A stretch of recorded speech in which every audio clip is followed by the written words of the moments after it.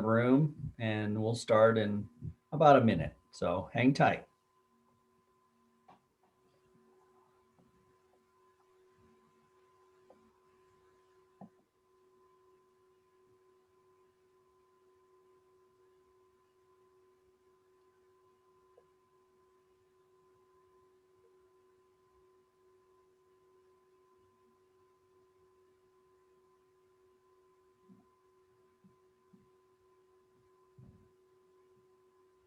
All right.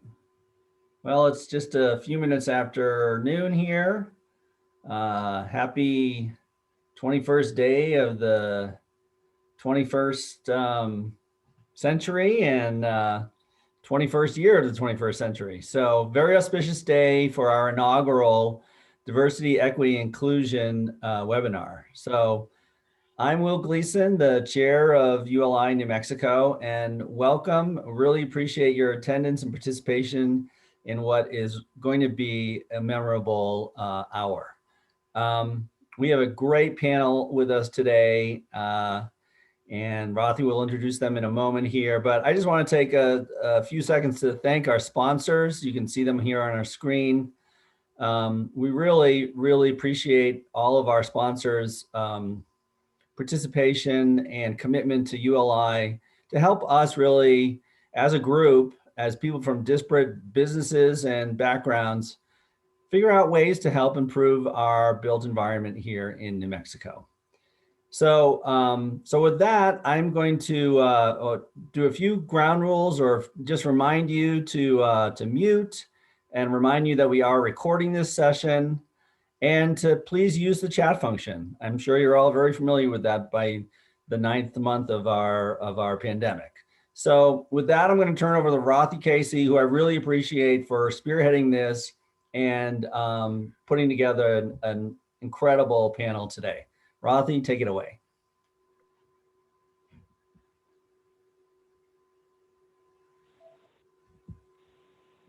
Hi, thank you, Will. I'm excited to be here today to be able to take part in this series. And I'm so happy to see all the folks in attendance. Good afternoon, everyone. My name is Rathi Casey. I am with UKU Creative, and I also serve on the ULI New Mexico board.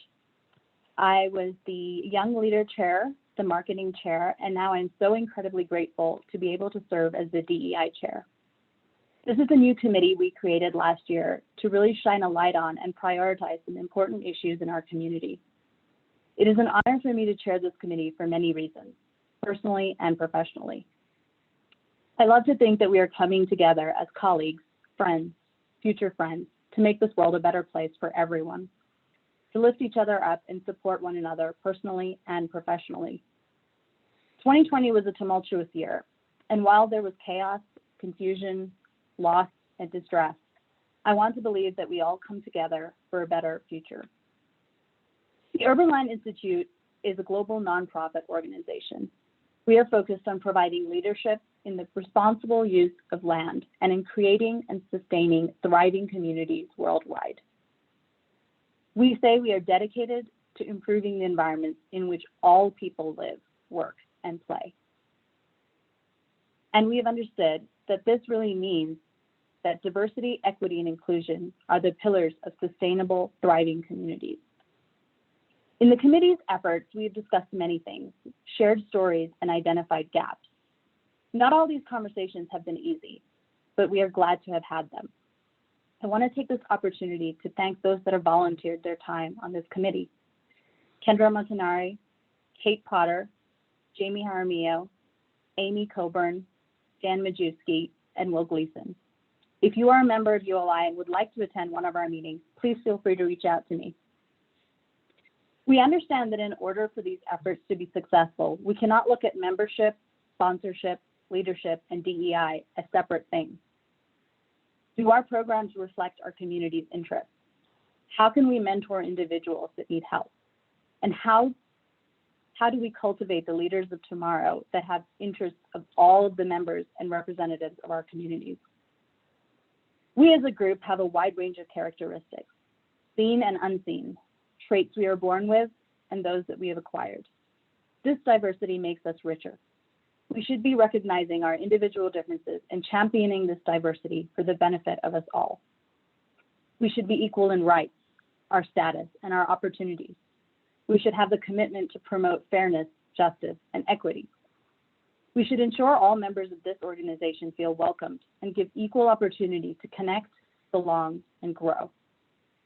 Together, if we can contribute to the organization, we can all advance, feel comfortable and confident as our authentic selves. In speaking with the three members of today's panel, I have been inspired. I have learned so much about our community, and I'm thrilled to be able to share their visions, learnings, and struggles with the group today. First, we will hear from Randy Royster, President and CEO of the Albuquerque Community Foundation. Randy is an incredible leader who has truly dedicated his entire life to the service of the well-being of others. Next, we will hear from Tina Patel, founder and director of Montessori One Academy. Tina comes from a background of architecture and design, and today not only does she inspire the minds of her peers, but she has created a learning environment for the next generation of leaders that completely follows the principles and ideals of diversity, equity, and inclusion. Finally, we will hear from Jackson Johns, President of National Roofing Company. Jackson's perspective is a unique and extremely convincing one, and we are lucky to have such an incredible thought leader in our community. With that, I will happily mute myself here and invite Randy to take it away.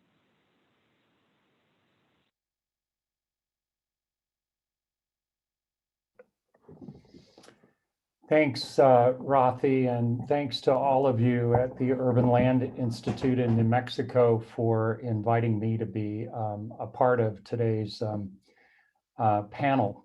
And I want to especially congratulate ULI New Mexico for their being ahead of the curve in many cases in establishing a DE&I committee for your organization. I really applaud that. The Albuquerque Community Foundation has been a fan of ULI for many years. We in fact hold an endowment for the benefit of ULI New Mexico and have supported your awards program. So I'm delighted today to be able to join you and just share with you some of the experiences that the Albuquerque Community Foundation has had along a number of years in the diversity, equity, and inclusion arena. Our official journey in DE&I started in December of 2017 when our then incoming chair, Walter Stern, who was managing partner of the Madro law firm, and I attended a CEO board chair conference of the Council of Foundations in Washington, D.C. that was being held in Miami. And a number of the speakers were focusing on diversity, equity, and inclusion. And while that was familiar to me for a number of reasons, it was something new to Walter to be talked about in that way, and really incited a fire inside of him that he brought back to Albuquerque and immediately met with our sitting chair, Julie Weeks Gutierrez, and asked her to join him for a 2-year kickoff focus of diversity, equity, and inclusion at the Albuquerque Community Foundation. Now, we actually had started that journey a few years before that, but it was before the term DE&I was even being coined and used. It's such a popular phrase that most people are very familiar with now, even though they may not be quite sure what is meant by DE&I. But I joined the Community Foundation a little over 15 years ago, having spent the first 25 years of my career as an HR director, real estate developer, and lawyer. And a lot of my practice as a lawyer was also in the HR arena. I'm married to a very passionate, strong-willed Mexican. And so certainly she was guiding my learning processes for the 22 years I have shared my life with her. So one of the first things I did when I joined the Community Foundation was I recognized that it was primarily an organization led by older white males. And so we began a process right then to diversify our board. We only had 4 employees back in those days, including myself, and all of those employees were white. And so we began a process to start diversifying our board and staff, but it wasn't necessarily with intentionality, and it was pretty much just happening through me. You know, I keep saying about our journey, and I want to make sure that everybody walks away here today realizing it really is a journey. And I'm not sure that we ever arrive at the destination. I think along the way, we are continually becoming better informed and better at what we do within our organizations, within our businesses, within our communities, as long as we keep that commitment along the way. But I think we should be really transparent with one another. And you might think that panelists would be the people that have kind of really made major strides in diversity, equity, and inclusion. And certainly we have made some. But I thought I'd share with you a few statistics about us. This year, we're celebrating 40 years as the first and largest community foundation in the state of New Mexico. In those 40 years, only 5 of those years, and the 5th one is just beginning this year, have we had a board chair of color. And that only represents 3 board chairs in 40 years being people of color. The first 2 that we had were in the days when our board chair terms were 2 years, and now we're a large board with so many excellent people capable of being chair that our chair position is just a year now. So 5 years and 3 chairs, people of color out of 40. And only this year, January 1st of 2021, in our 40th year, do we, for the first time, ever have an executive on the staff who is a person of color.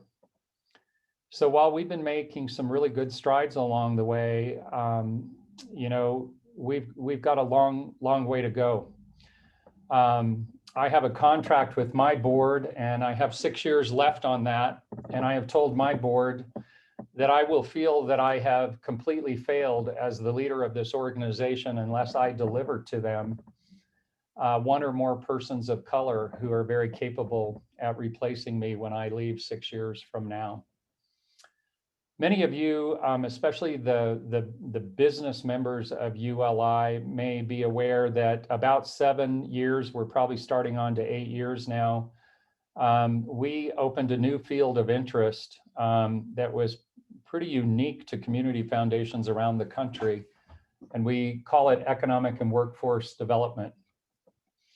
And we decided that philanthropy needed to have a seat at the table when our community comes together as private industry and government to talk about how do we move our community forward economically, how do we develop a workforce. And so we actually put some money behind our mouth, so to speak. And I think probably a number of you attending this today have had some sort of touch with the work that we've done over the last 7+ years in the economic and workforce development arena. But as we've made our formal, intentional commitment to diversity, equity, and inclusion, we now say that this focus will allow us to make progress in creating inclusive economic opportunity in our community. As we have moved since December of 2017 forward, we have continually asked ourselves the question, how do we respond to the community's most pressing needs? And how do we move beyond business as usual to bring transformative change to the way that we do business and to our community? Some of you might think that's interesting to hear a nonprofit talk about how do we do business. Well, because I came out of the business world, when I came on board, I told the then sitting board, if you want me, you're going to have to agree that we're going to run this as a business. And I don't want to be talking about nonprofit because it's often a negative or less than mentality that tags along with the term nonprofit. We're going to earn as much money as we can every year. And we're going to grant it all out to make our community a better place to live. And we will simply enjoy the IRS's nonprofit status. So we really look at the work of the Community Foundation as a business. What we have adopted as some of our principles is that we as leaders must not shy away from wrestling with hard decisions, issues, and difficult conversations. What we've been learning along the way and what I've heard from many people that are much farther along in this journey of DE&I is that if you're doing the right thing, if you are making progress, you are going to be uncomfortable along the way. And so you need not be shying away from being uncomfortable. Or maybe to coin another phrase that we've all become familiar with over the last year from John Lewis is don't be afraid to make good trouble. You know, there's no right or wrong answer. It's experience. It's experience from the journey that ultimately should be moving us closer to equity. And so we've moved away from talking about DE&I, all caps, like most people see today when they're reading about DE&I. We've moved to lowercase d, capital E, lowercase I. And that's because we know that ultimately the most important thing that we can attain as we're on this journey of diversity, equity, and inclusion is actually equity. And I would encourage all of you that are either just beginning your own journey or you're contemplating it. So many organizations, even governmental agencies, nonprofit groups, it's only been in this last year that they're really starting to focus on this. And so one of the lessons learned that I'd like to share with you that it's going to be really important for you and your organization, your business, your agency, your nonprofit to adopt common terms of understanding. Because it's so easy when you have those that are leading the charge in DE&I and are spewing out DE&I, and people are going, well, what do you really mean by that?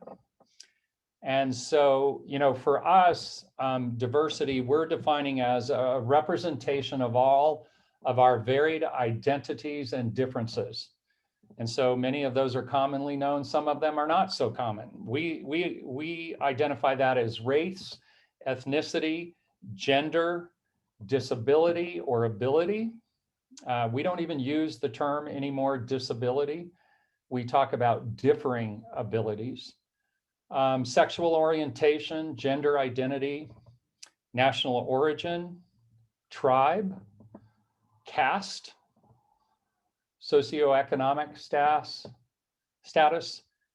thinking and communication styles. And we think of that both collectively as groups and as individuals. You know, when we're talking about inclusion, what we refer to as inclusion is when we're authentically bringing traditionally excluded individuals and or groups into all of our processes, all of our activities, all of our decision and policy making. And in doing that, what we're doing is we're sharing power. And you're going to hear that term a lot along your journey also. And then with equity, we define that as equity is actually achieved when systematic or institutional or historical barriers that are based on all of those categories I just gave you in diversity are actually dismantled and no longer are going to predict or impact socioeconomic, education, and health outcomes. So those are the things that we focus on when we're talking about DE&I. My time is almost up. A couple of other thoughts I'd like to leave you with is I encourage you to have a champion. And depending on how your organization is structured, even if you're a business, you obviously have staff, you have leadership, you may have a board.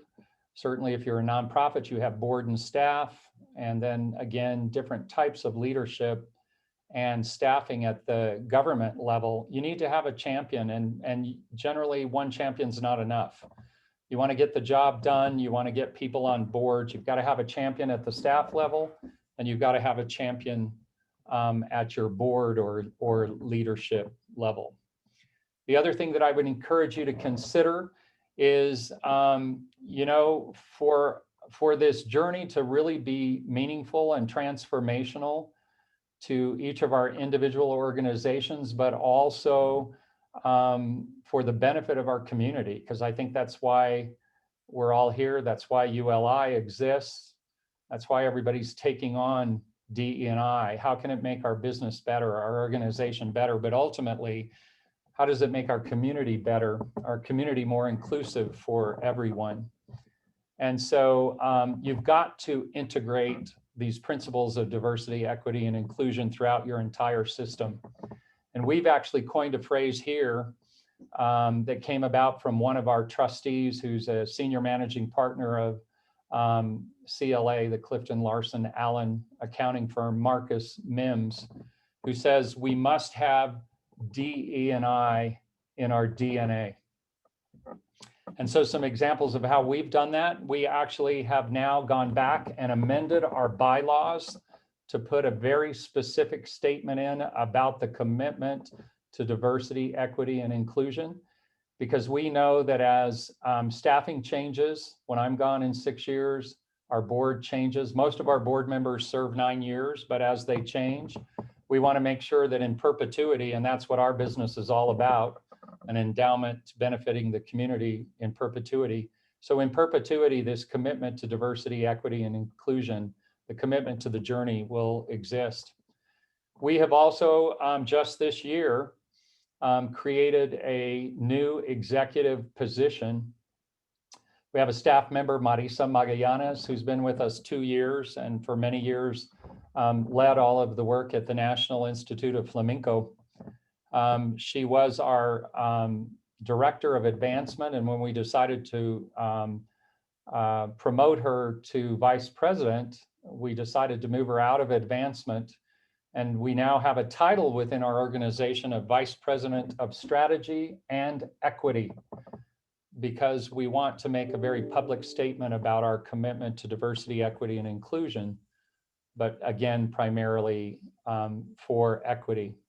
Remember that intention alone won't change things. You can't be checking off the boxes for appearance sake. And yet, appearances do make a difference. We are now a staff of 12, and we are now 5 people of color out of those 12, and 3 people who are members of the LGBTQ community. We didn't have boxes to check off to go and make it look like that.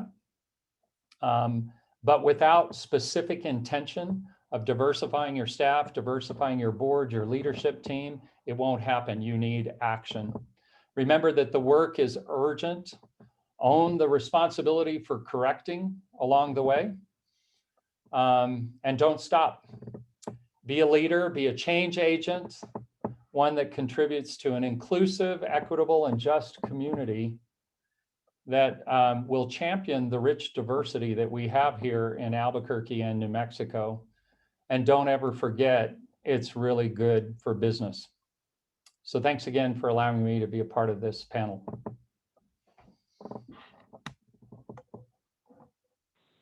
Thank you so much, Randy, and thanks for sharing a part of your journey since 2017 in just 15 minutes.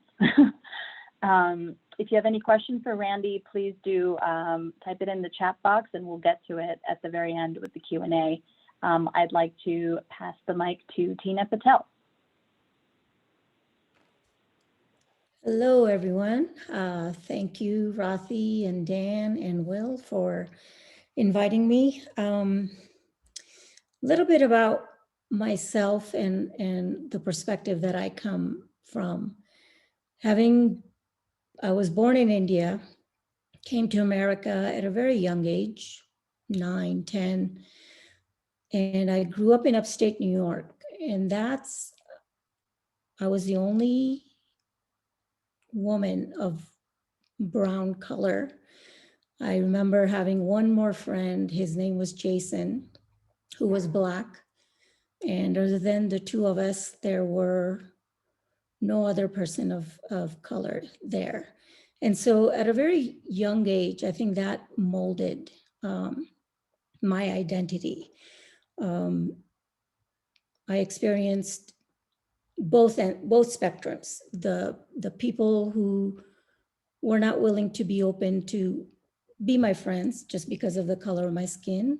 And on the other end, I had many students who wanted to be my friends because there was this different, unique aura about being a friend with somebody else. So I remember having to go to speech therapy so I could lose my Indian accent and sound just like every other white person that was going to school.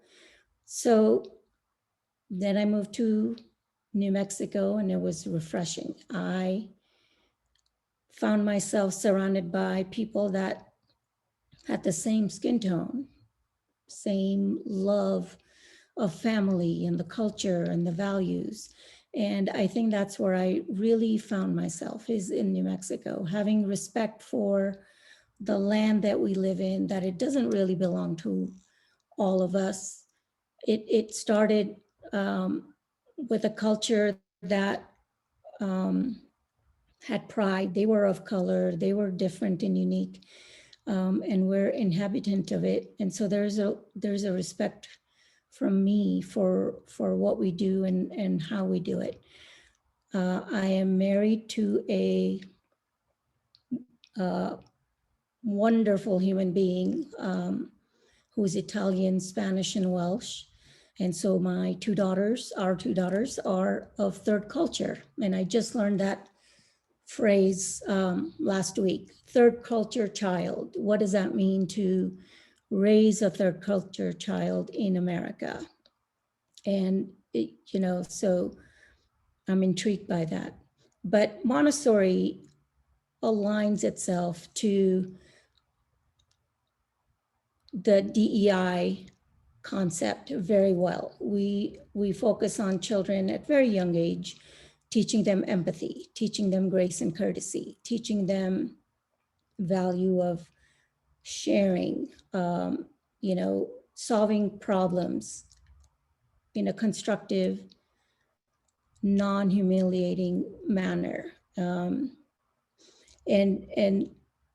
we take that very seriously. And Rathi mentioned that I have a background in architecture. So architecture designs environments that are unique. And Montessori, in a way, does the same thing. If we provide an environment for children where they can be themselves, they can grow at their own pace, they can achieve at their own potential without judgment being cast on their abilities or inability. And we're very aware that, we're all brought into this world innocent, naive. When we're born, as we develop, we don't have those biases that are inflicted upon them. We sort of gain those as we develop and educate ourselves and go through our lives with all the experiences that we go through uniquely. And keeping that in mind, we take giving that foundation to children very seriously, because if we can provide correct foundation, let's be empathetic, let's be inclusive, let's find joy in our differences, then that generation that we're working with now grow up to be very constructive, very prominent and engaging future citizens. And so that's where Montessori and ULI's new initiative align very well, I think. In regard to, you know, being a woman of color, I made a decision very early on as I started Montessori One, and it's for profit, and Randy alluded to that a little bit. I did my time in not for profit arena, and my abilities weren't respected, or I found myself fighting the big bureaucracy, and I wasn't going to have it. So then when I decided to open Montessori One, it was for profit, no board, no one to tell me what to do, how to do it. It was going to be me making these decisions on what is best for children, what is best for my staff. And so I take that very seriously. I have 40 plus staff who are working with children at Montessori One. We represent, majority of them are women, and we represent over 18 different countries in our staff layout. It's a very diverse group of individuals, and we come together with one goal. You know, not many businesses can say that we have one thing in common that we come together with, and that's love of children. And what are we doing to empower our children to become the best that they can be? And we're doing it in a harmonious way, through dedication, while having a lot of fun. So those are our core values: harmony, dedication, and fun. That is the culture that we have at Montessori One. Providing flexibility, one of the things I've learned as a working mom is it's difficult to balance work and children.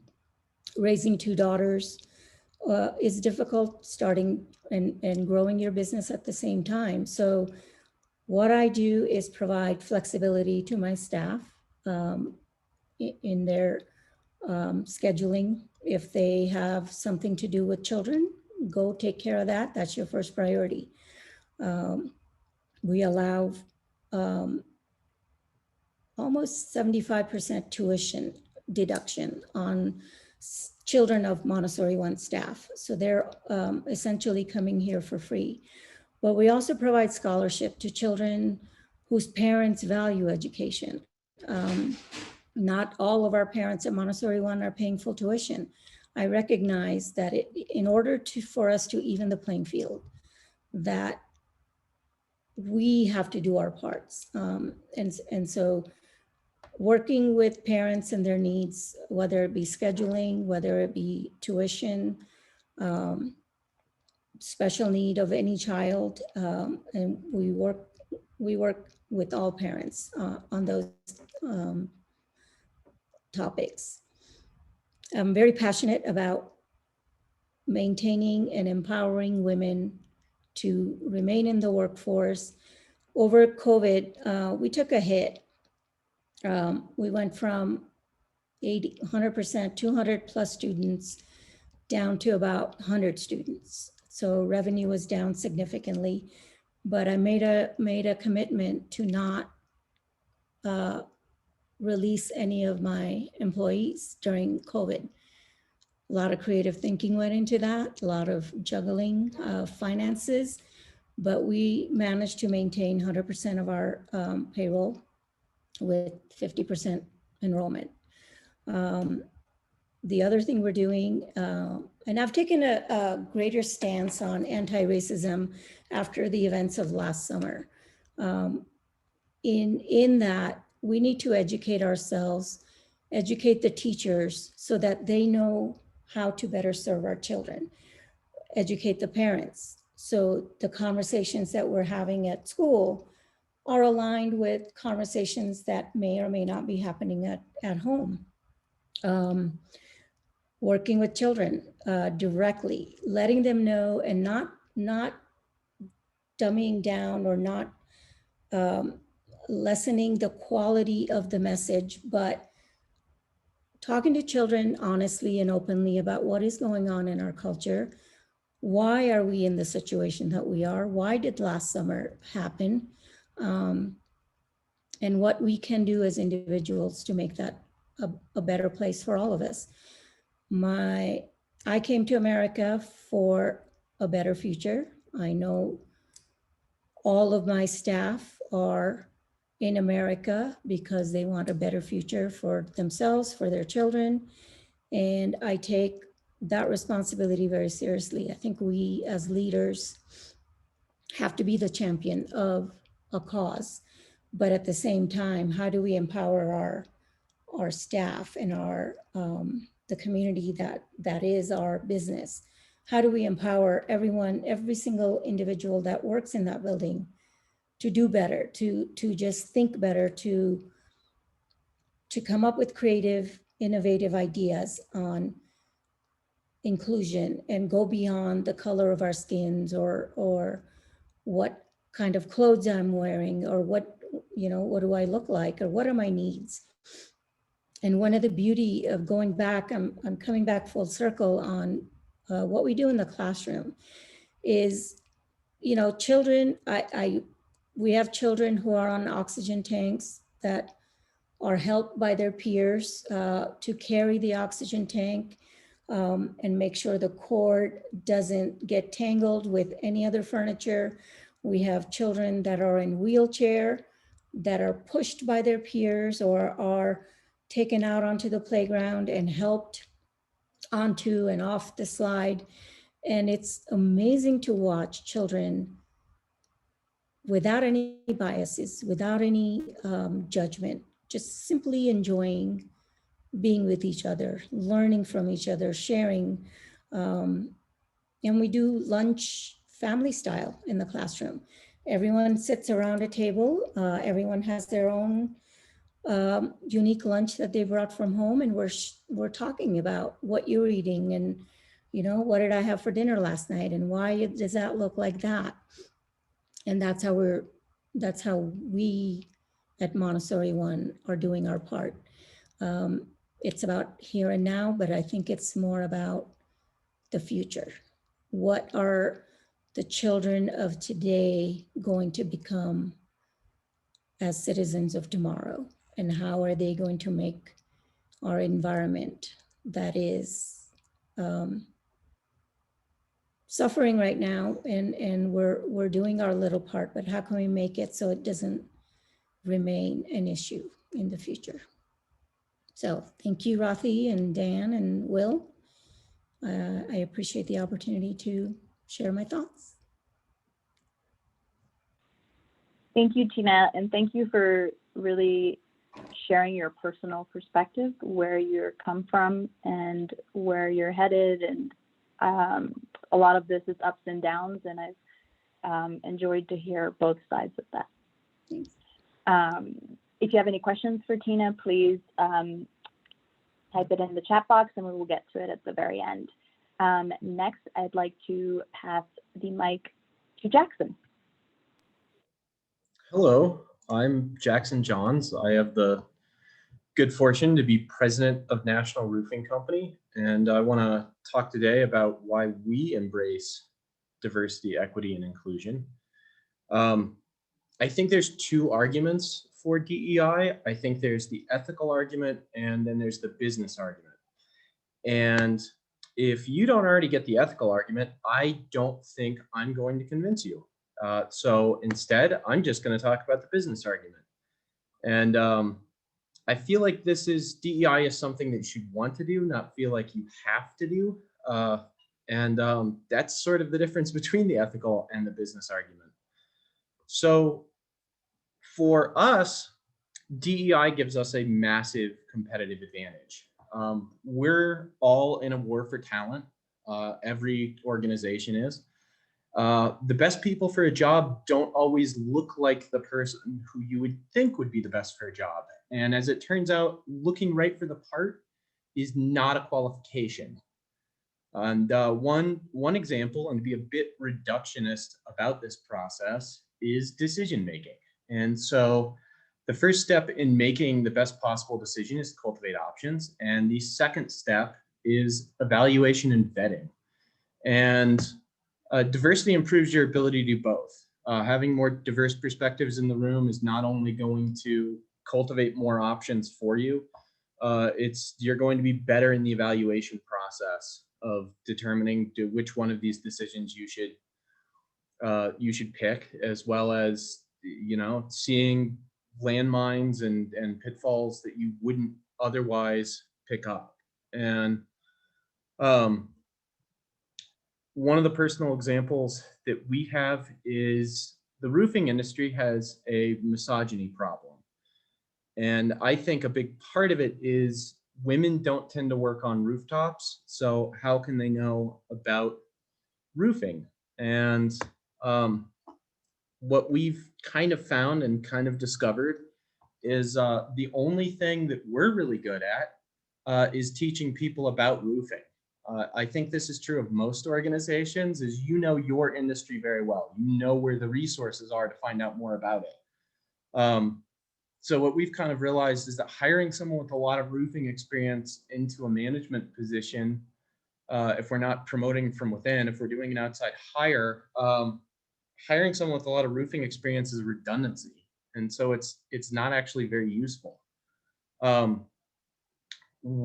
we're being honest, we're bad at teaching soft skills, great at teaching roofing, kind of not good at teaching anything else yet.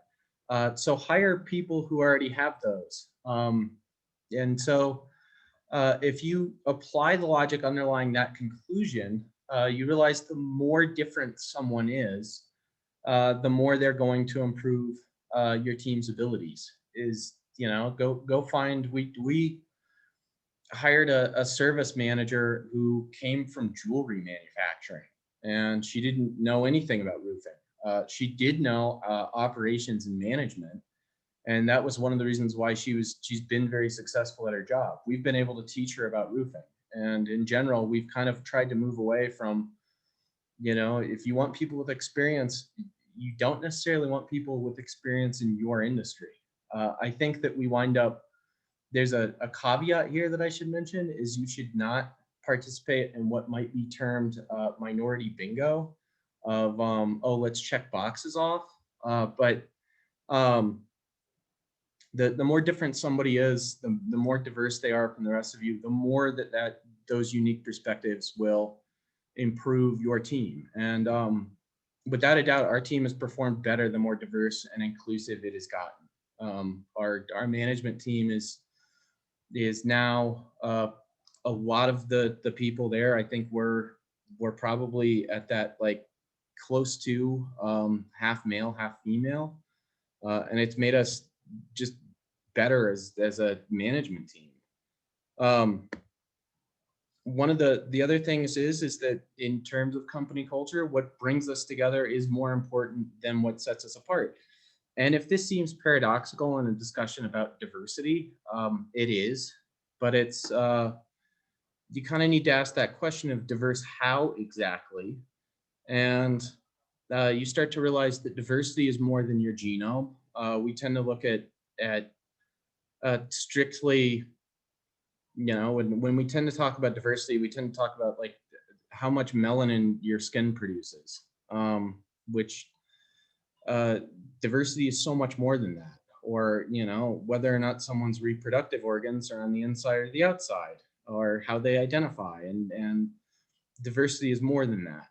And one of the things that brings us all together is that we're all working class people at National Roofing. And in some ways, we want diversity because of the improvements it brings to our management, our decision-making process, and just in general how we do business. But then we can find these commonalities regardless of the outward expression of diversity, and use that to unify us. One of the other things is that we've kind of learned is, and I've learned personally, is that people's experiences are not universal. And we've started to invest heavily in training, and it has kind of revealed what I would term classroom trauma. And the hard reality is some people get educated and some people are merely tolerated. And people are aware of what group they're in. And so speaking personally, I was born and raised here. I grew up in Corrales. I was fortunate enough to get to go to the Bosque School and graduate. And then I went to Beloit College up in Wisconsin, the Harvard of the Midwest. And so my classroom experience, I kind of assumed that other people had that. And so when we started trying to train people, it was to develop classroom settings that were like what I was used to, and slowly kind of learned that there are people in this company who do not have like not just a high school degree, but don't have a high school education at all. And they're very successful here. They are now in management positions, and their experience of the classroom is kind of a complete 180 of mine. And when we kind of realized that, for all of my talents, I probably was not the best person to be trying to train them. And our training program only really started to work when we took this into account. And so one thing that we did was we made a foreman the safety manager and the safety trainer. And he was suddenly able to, run trainings that were in English and in Spanish, and were culturally sensitive to where people were coming from. And what I thought was important about safety and what he thought was important about safety culturally were not the same. And as it turns out, he was much more correct in his assertions and assumptions about what would really resonate with people. And one of the other things that we kind of have learned is language is both important and it's really unimportant. You really just want to communicate. And one thing that we learned, information is information, whatever language it happens to be in. So all of our foremen, we have them do daily job reports. And the daily job reports to an extent are kind of a CYA move on terms of job site documentation. And we noticed that the foreman had a really difficult time getting them done. Only like 10 to 20% of the foremen were doing them daily.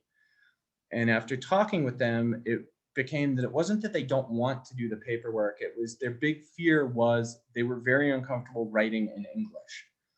And so we made the decision that it doesn't matter what language that you write it in, it just matters that you do it. And so, write it in Swahili or Mandarin or Greek, it doesn't matter, just get it on the paper.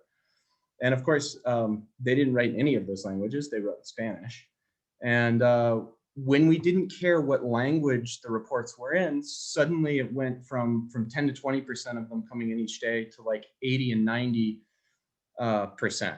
And it was sort of the things written in Spanish are still admissible in court, and absolutely everything can be translated. The only thing that you can't translate is nothing. If there's no daily job report, you don't have any of that. And it's also sort of this, occasionally there's this like weird, you're in America, you should speak English. And the native English speakers, we mess up grammar all the time. Y'all ain't exactly speaking the Queen's English here. And English is a really difficult language to write in.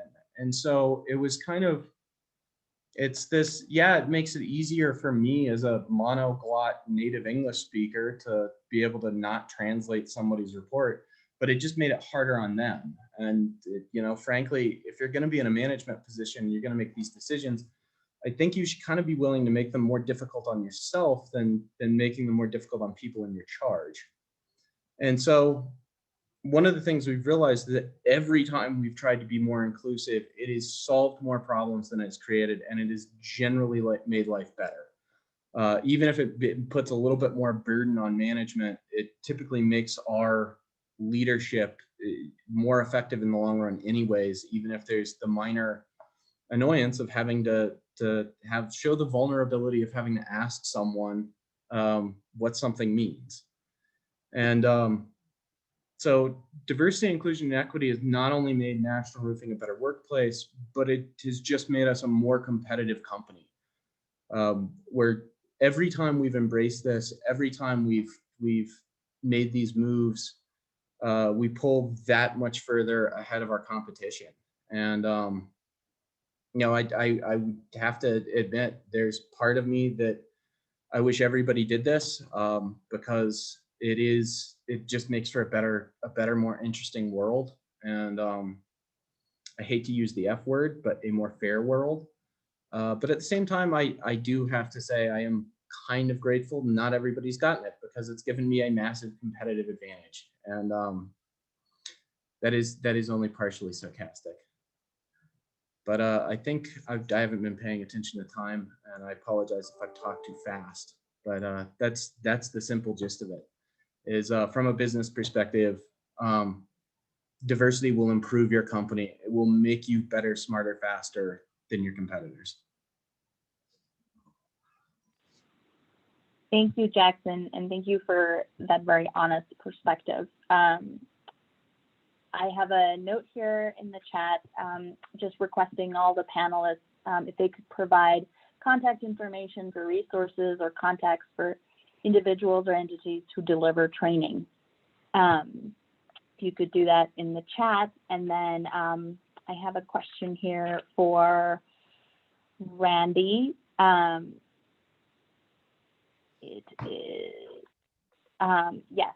Can you share one of your practical techniques or tools for validating point of views of underrepresented perspectives in teamwork?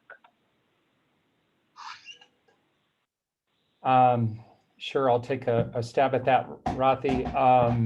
I don't know that we have a specific technique or tool identified, that we have in writing in our tool bag, so to speak. But certainly,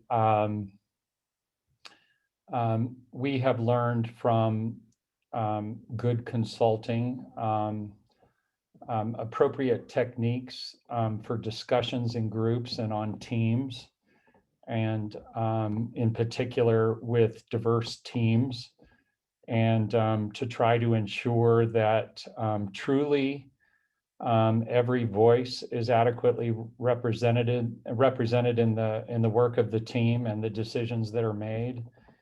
And we just do that by being quite open when we get into those situations. And because we're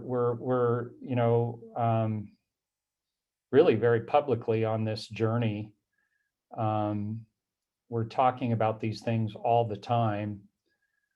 We've been able to do things like saying, with regard to our employees of color, it's not your job to frame what you want to share, what you think is important, how you are feeling. It's not your job to frame it in a way that's going to make it comfortable for white people.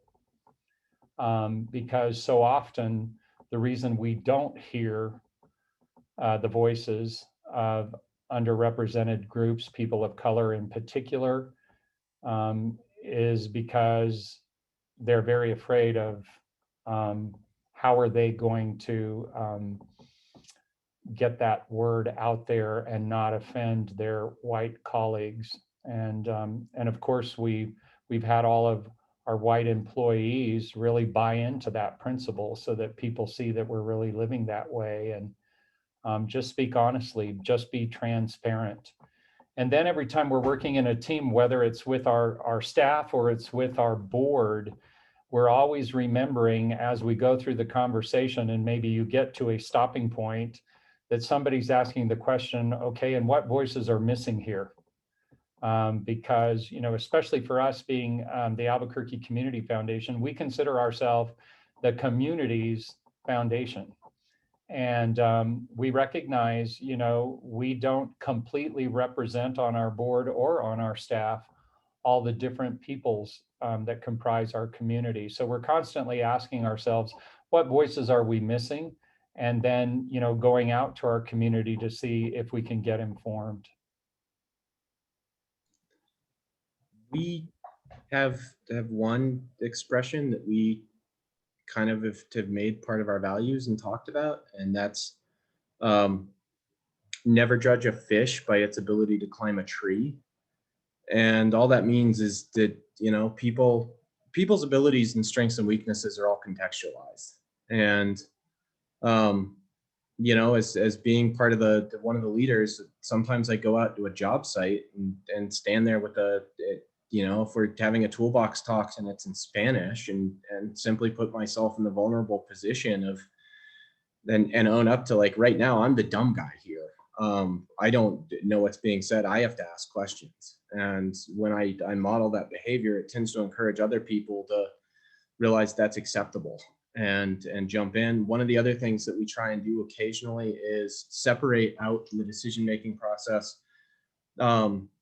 when we're just trying to cultivate options and when we're trying to evaluate them. People have a tendency to try and do both at the same time, and you don't want to mention an idea because you think it's a bad one. And if you separate that out and make it so that the point of this exercise is not to evaluate ideas yet, it's just to have a whole lot of them, and you do that successfully, then you start to cultivate more voices. The more diverse perspectives tend to have more ideas. And because they're not going to be evaluated just yet, they tend to be more open and honest about sharing them.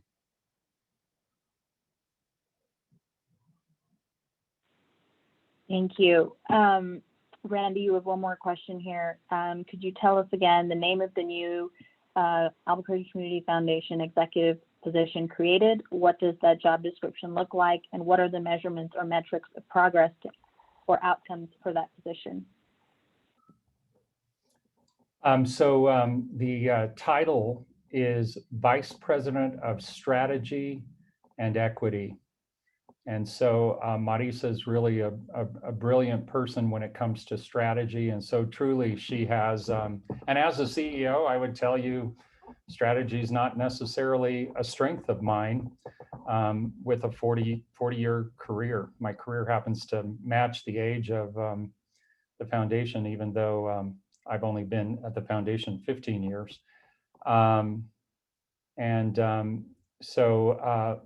Marisa kind of has the overarching responsibility of strategy for our entire organization. And then because she's educated and passionate about DE&I and in particular equity, we have her responsible for ensuring equity throughout all of our strategies for operation. Metrics, this is a position that just was created January 1st of this year. So, you know, she's in the job 20 days or 21 days. So we're still working out the metrics. And I think there's going to be contact information provided to all those attending today of our panel. And so whoever is in particular interested in finding out about those metrics, follow up with me in 3 months and maybe I can share more of those with you. I think, you know, at this beginning stage, you know, the definition that I gave you with regard to what we feel like equity means in our work, we'll start there looking at as she is overseeing, directing, managing strategy of the operation with an eye to equity. Are we seeing things that are bringing us closer to our goal?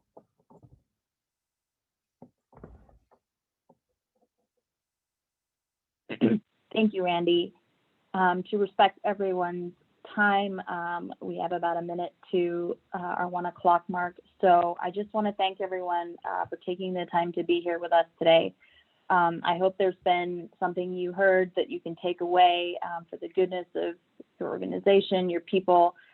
We at ULI will be continuing this panel series throughout the year. So if you have any thoughts, specific topics you would like to be discussed, please do reach out to me or any member of the DEI committee.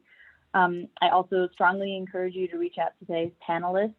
They have a lot more to share to further your conversation and guidance. And thank you so much to the 3 panelists for taking the time Rafi- today, having a Rafi, candid can I- conversation. Can Yeah. I make one more comment? Is Absolutely. as leaders, I think we need to be very careful about finding that balance, that we're not tipping the scale to one extreme or the other.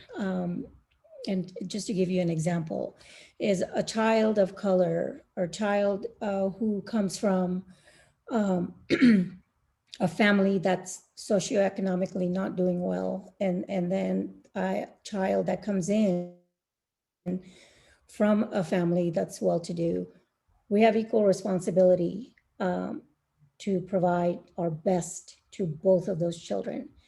And it's same with all of our staff. I think this is an important topic, but as a woman of color, I also am very conscious that I'm not showing the negative bias or reverse bias. And I just want to caution everyone that it is important topic. It is a well-deserved topic that requires all our attention and focus and energy. But we do need to find that balance of how do we all come together as one and share and work towards the same goals. So I just wanted to, I forgot to neglected to say that in my, so.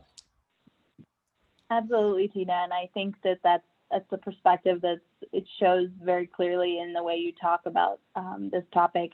It's this is the first of our series, and in kind of talking about this series of events, we really went back and forth and what should we highlight, what should we talk about first. And one thing that really struck us too is that while we focus on these issues, we definitely want to celebrate the good things and come from a positive space to resolve this together. So I appreciate your last comment very much.